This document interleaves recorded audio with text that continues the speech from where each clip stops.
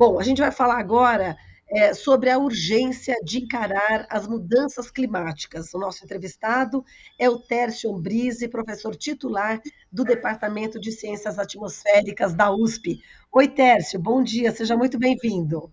Bom dia, Marilu. Bom dia a todos. Muito obrigado pelo convite.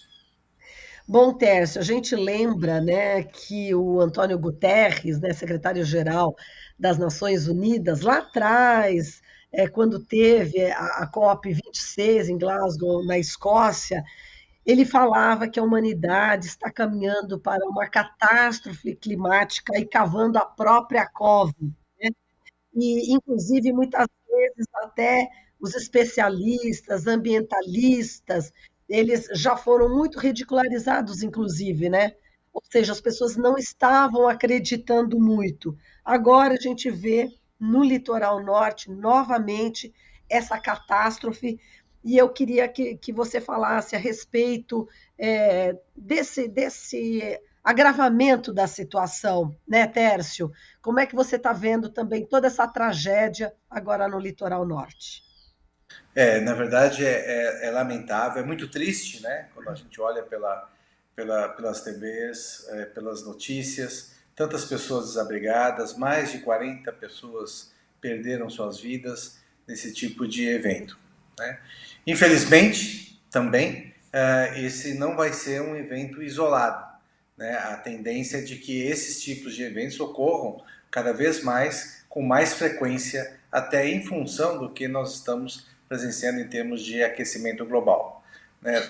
Lembro a todos, né, Marilu, que o ano passado, né, em Petrópolis, mais de 200 vidas também foram perdidas em função de uma precipitação extremamente intensa. Lá foi em torno de 540 milímetros de chuva, né, por 2, 3 dias seguidos. E aqui, né, no nosso litoral, né, foram 640 milímetros, quer dizer, muito mais do que ocorreu em Petrópolis. Né? Embora o número de vítimas, né, sem contar os desabrigados, os desalojados, tenha sido menor. Então, na verdade, o que nós estamos presenciando é algo que, desde o início das discussões do painel intergovernamental de mudanças climáticas, que está vinculado à ONU e que a cada 4, 5 anos lança um relatório, né, trazendo o que é de mais atual na ciência do mundo, tem indicado efetivamente de que os eventos extremos vão se tornar cada vez mais frequentes em função do aquecimento médio da atmosfera, né, aquecimento global, né, por causa do aumento dos gases de efeito estufa. Exato. E ainda são vários os fatores, assim, os fenômenos climáticos, né, que podem estar também interferindo, enfim, não só o que a gente está vendo aqui no litoral norte, no Brasil, em Petrópolis, como você falou, em outros estados do Brasil, mas também estão interferindo em todo o planeta. Eu queria que você também falasse a respeito, né, das causas, né, de um modo geral. Na verdade, o que acontece? Né? Com o aumento da temperatura média global, o que você tem é como se você colocasse mais energia em toda a atmosfera. Né? E essa energia acaba sendo transmitida para os sistemas meteorológicos. Então, o que nós temos tido? Nós temos tido frentes frias mais intensas, né? Por exemplo, essa frente fria que passou agora, essa semana, né, e que foi uma das causas, né, dessa precipitação intensa, ela foi extremamente intensa. Né? Na Argentina, alguns meteorologistas disseram que foi uma das mais intensas em mais de 50 anos. Né? E veja que nós estamos ainda no verão. Você costuma ter frentes frias, né, intensas mais durante o outono e particularmente durante o inverno.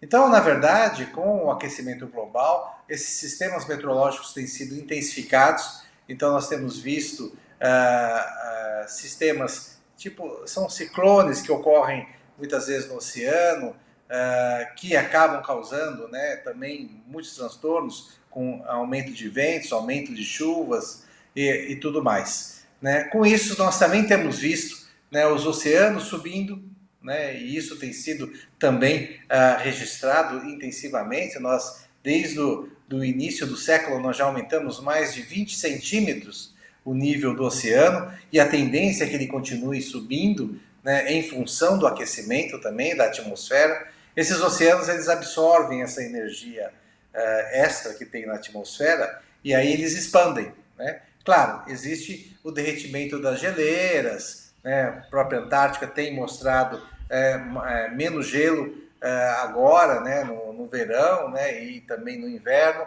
O Ártico, esse já tem quase que uma tendência para até 2050 praticamente desaparecer todo o gelo durante o verão no Polo Norte. Então, são consequências que têm atuado para intensificar sistemas meteorológicos, né, de diferentes formas. Então, uma região pode ter muito mais chuvas, enquanto que outras podem não ter, né? Olha o contraste que nós estamos tendo agora no sul do Brasil. Acabou de passar uma reportagem extremamente interessante e muito verdadeira, né? E olha que o sul do Brasil é a região de passagem das frentes frias que vem aqui para a região sudeste do nosso país, né? E, no entanto, elas têm se deslocado e passado mais pelo oceano, não têm causado tantas chuvas no sul do Rio Grande do Sul, né? E elas acabam ocorrendo mais chuvas aqui em cima do sudeste, né?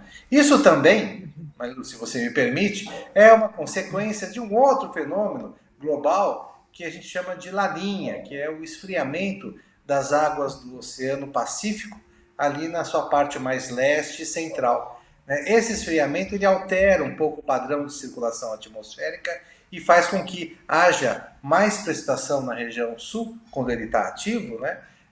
Na região sudeste, e menos na região sul. Então, tudo isso, né, juntando, né, com o aquecimento global, com o aumento, que é em função do aumento dos gases de estufa, tem causado grandes problemas.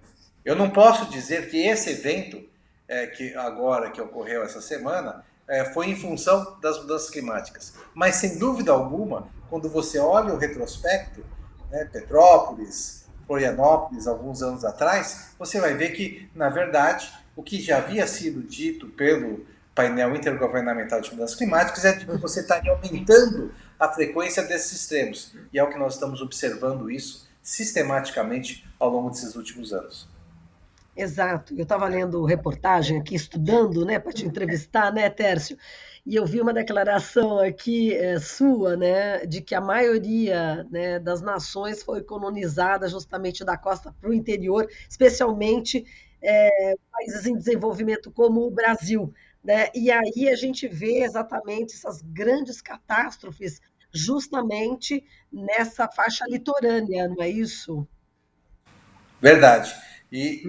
Assim, isso vai ter um problema social tremendo. Porque imagina que a maior parte da população mundial mora muito ou na parte litorânea ou muito próximo do litoral, né? Com o aumento, por exemplo, do nível do mar, você vai estar deslocando todo esse pessoal para dentro do continente. E aí você vai estar causando outros problemas sociais envolvendo isso. Então veja que quando a gente pensa em termos de aquecimento global e como ele tem impactado o clima, né? Isso não é só a temperatura estar um pouco mais quente, um pouco mais fria, ou chove um pouco mais, ou chove um pouco menos. Na verdade, tem toda uma complexidade social agregada a isso, né? Inclusive e principalmente econômica. É isso que, na verdade, tem feito com que os países, né, agora tenham prestado um pouco mais de atenção no que está acontecendo, porque o impacto econômico é muito grande, né, quando você tem, por exemplo, uma catástrofe como essa dessa semana. Exato. E Tércio, você vinha dizendo, né, ao longo dos anos, que realmente que o Brasil deveria ser praticamente, enfim, o líder, né, uma liderança, o país deveria ser uma liderança no combate justamente a essa questão, enfim, no enfrentamento às mudanças climáticas, né? E, enfim, agora, a partir do governo Lula, você acha que se abre aí pelo menos uma luz no fim do túnel em relação a essa questão, Tércio? Olha, assim, a esperança é que seja não uma luz, mas um grande holofote, já que você tem uma comparação muito grande do que foi o governo anterior, né, e de quais são as perspectivas para esse novo governo, né, as pessoas que estão envolvidas, né, esse novo governo, o governo Lula, ele tem colocado, por exemplo, em postos chaves e importantes pessoas técnicas, né, cientistas e pessoas que entendem daquilo que está ocorrendo dentro desse posto, seja em ciência e tecnologia, seja em meio ambiente, né, seja em educação. Né? E com isso, a perspectiva de que você tem uma visão muito mais ampla, né, nesse sentido. Né? E uma das coisas que nós precisamos, e aí sim a ministra do Meio Ambiente, Marina tem colocado isso, e o próprio presidente Lula, é a diminuição do desmatamento, né, que ao longo desses últimos anos foi negligenciado. Nós estávamos com um desmatamento extremamente alto. Aí, através de ações do governo, né, começou lá até do governo Lula, ele foi diminuindo, né, diminuindo, chegou num patamar alto ainda, mas pelo menos uma tendência negativa e com uma perspectiva que o próprio governo tinha colocado, que lá para 2030, 2034 a gente teria um desmatamento zero. E aí, de repente, né, toda essa política, né, acabou sendo alterada por um governo que tinha uma outra visão. Né? Achava que nós podíamos desmatar para poder ter mais riquezas. Né? Você corta a floresta, deixa plantar várias commodities, deixa-te cortar regiões e ampliar o garimpo, para achar que com isso você vai ter mais riquezas. E pelo contrário, no mundo hoje que nós estamos discutindo, né, como ser mais sustentáveis, como preservar o nosso planeta, como diminuir, né, o aquecimento global através do corte de emissões dos gases de efeito estufa, o Brasil começou a ir exatamente na contramão. E sendo que o nosso país, né, por tudo que tem, né, as nossas riquezas são imensas, a nossa riqueza de fauna e flora é simplesmente inigualável no mundo.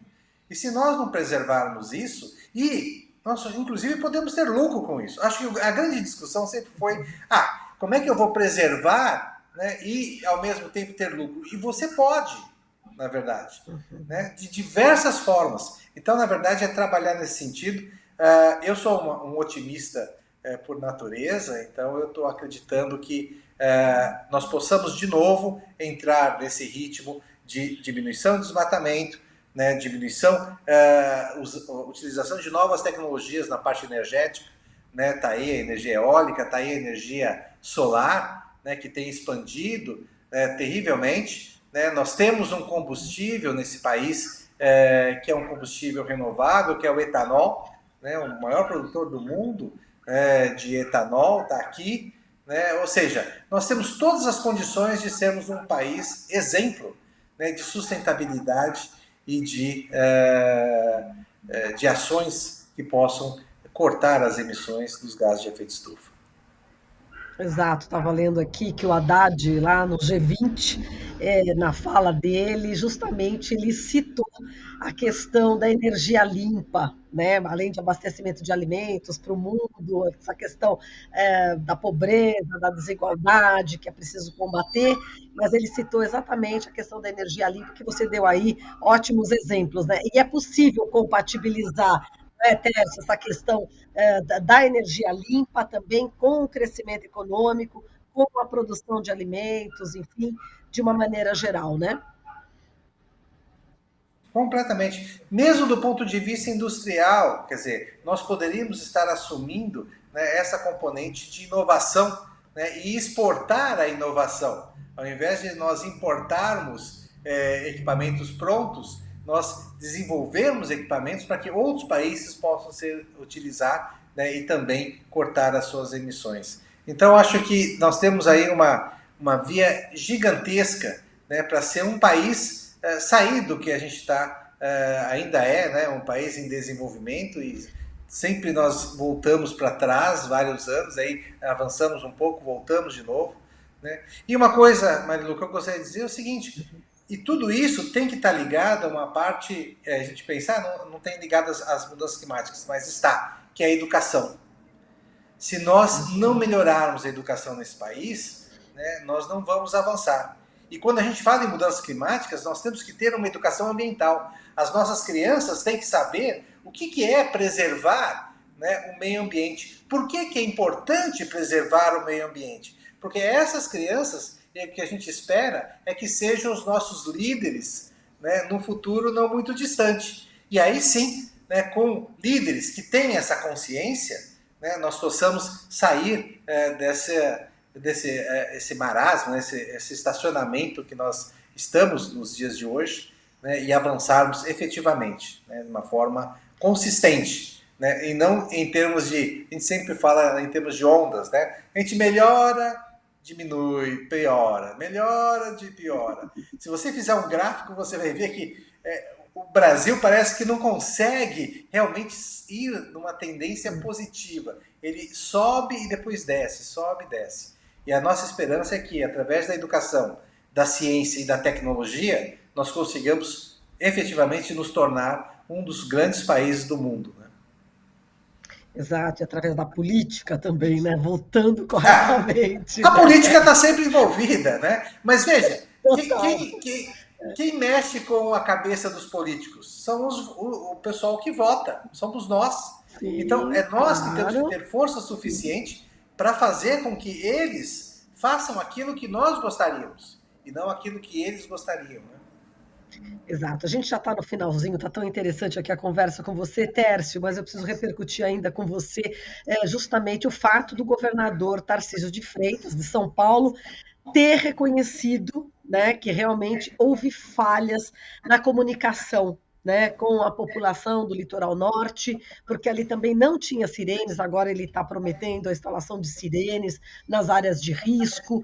Enfim, como é que você vê? A gente já sabia, né, eu tinha até conversado com o Bocuí há alguns dias, e ele já logo de cara falou, o Semadem já com 48 horas já tinha avisado, e as providências não foram tomadas.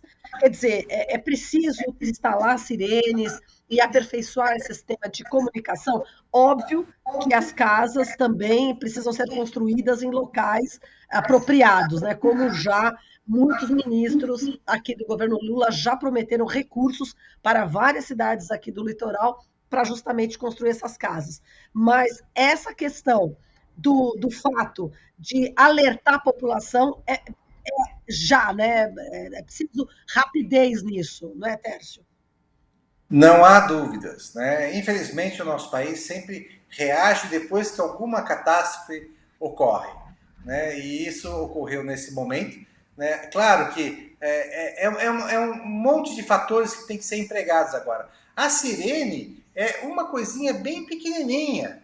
Né? Claro que tirar essas pessoas das áreas de risco, dar a elas, né, uma habitação mais sólida, né, um lugar seguro, né, que eles possam viver melhor, reflorestar toda essa região, né, e monitorar para que não haja novas invasões, isso é uma primeira coisa.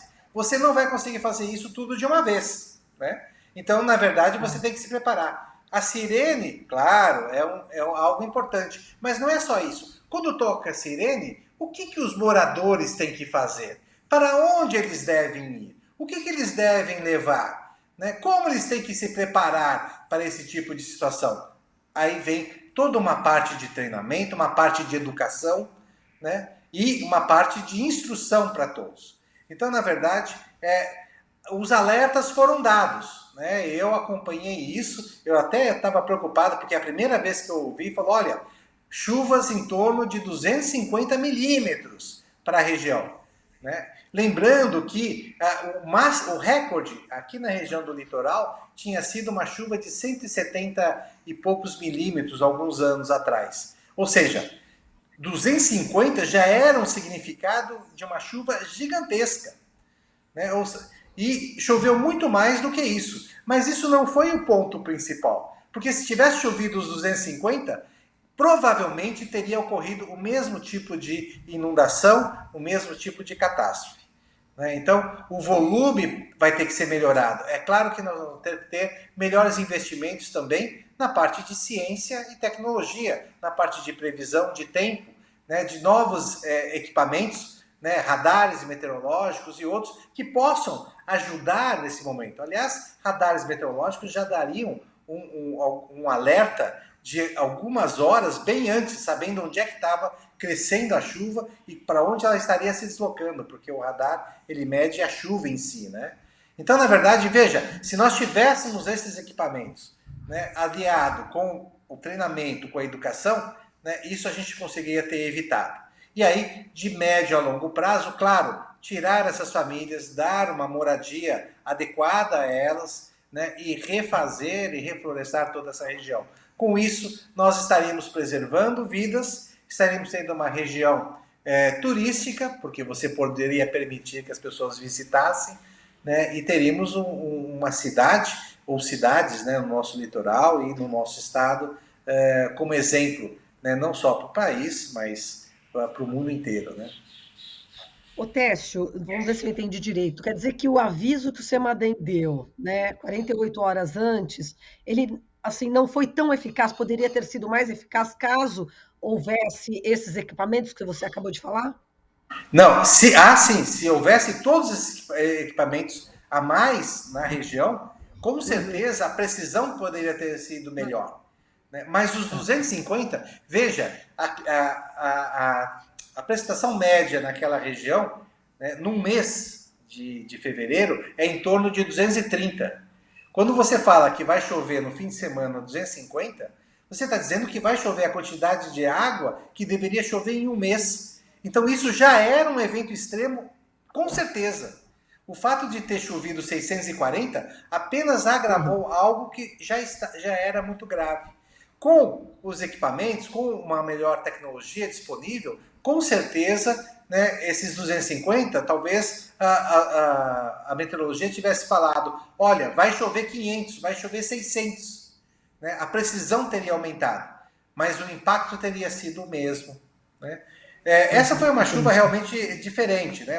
Tudo aconteceu. Uhum. Uma frente fria muito intensa, houve um ciclone que é uma baixa pressão que faz com que os ventos girem no sentido horário, e com isso esses ventos muito fortes, né, não só com essa baixa você tem mais nuvens e, portanto, chuva, mas você tem também o vento empurrando a água do oceano para dentro do continente. E isso fez com que a água não conseguisse escoar completamente para o oceano. Então, o que você fez? Represou a água dentro ali do litoral. Uhum. Foi as inundações. Com um volume muito grande de chuva, você teve os deslizamentos. Então veja que foi uma sequência de eventos meteorológicos, né, que causaram esse desastre. E isso poderia ser, obviamente, previsto com maior precisão. Ele foi previsto de uma forma muito boa, mas com maior precisão se nós tivéssemos, né, melhores equipamentos, tecnologia e dados observacionais na região. Certo, e mesmo com os dados que a gente já tinha, que o Semadem já tinha, já era possível prever a catástrofe Era o e suficiente realmente para prever essa catástrofe. E foi prevista. então, Né?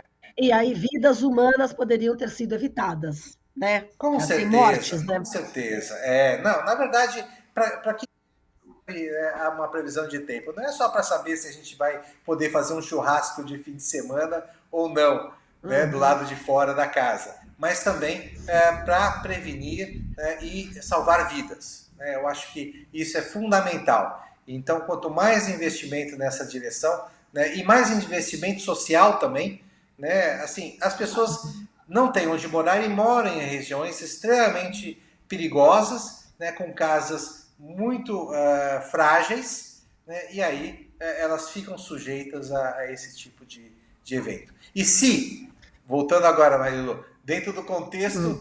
do aquecimento global, né, daquilo que está sendo dito em termos de aumento na frequência desses eventos, né, realmente acontecer cada vez mais, se nada for feito no nosso planeta, essa é uma tragédia que vai se repetir ainda por muitos anos, e muitas vidas ainda vão ser perdidas. Que tristeza, Tércio. Bom, mas vamos, né, vamos caminhando aqui, aproveitando todo o conhecimento científico para pressionar, né, os órgãos públicos para que realmente esse cenário mude. Tércio, muitíssimo obrigada, viu, pela sua participação. Forte abraço para você. Volte mais vezes aqui no Jornal Brasil Atual, viu, meu querido? Marilu, obrigado a todos, né, e um ótimo dia e um bom fim de semana para todos. Muito obrigada para você também. Falamos aqui com o Tércio Ambrise, professor titular do Departamento de Ciências Atmosféricas da Universidade de São Paulo. Estamos apresentando Jornal Brasil Atual. As notícias que os outros não dão.